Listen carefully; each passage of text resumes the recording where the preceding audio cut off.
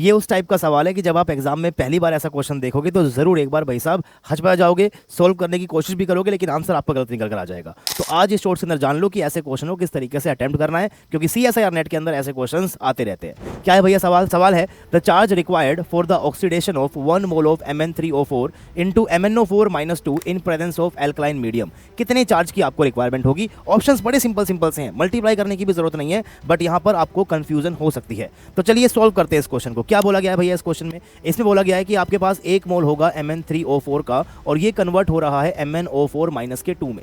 तो सबसे पहले क्या करो, सबसे पहले आप लोग यहाँ पर मैंगनीज की ऑक्सीडेशन स्टेट निकालो, दोनों ही तरफ कितनी कितनी होगी। तो यहाँ की भैया आप एक काम करो, इसकी आप लोग यहाँ पर x मान लो, यहाँ पर इसकी भी x मान लो। O की होती है -2, O की होती है -2, तो यहाँ पर कैसे निकालेंगे? 3 इंटू में x करोगे प्लस का 4 इंटू -2 करोगे, ये हो जाएगा इक्वल टू 0। यहाँ से x आ जाएगा भैया प्लस का 8/3। ओके सर, यहाँ पे कितना आ जाएगा जी? यहाँ पर आप करोगे x प्लस का 4 इंटू -2 इज इक्वल टू -2, तो यहाँ से x आएगा प्लस का 6। तो ये जो आया है ये आपके पास पर एटम आया है, तो दिस इज पर मैंगनीज एटम आपके पास आया है। ये भी क्या आया है भैया? ये भी आपके पास पर मैंगनीज एटम आपके पास आया है। लेकिन अगर मैं इक्वेशन को ध्यान से देखूं, अगर इसका 1 मोल बदलेगा तो 3 मैंगनीज के एटम यहां पर जाने वाले हैं।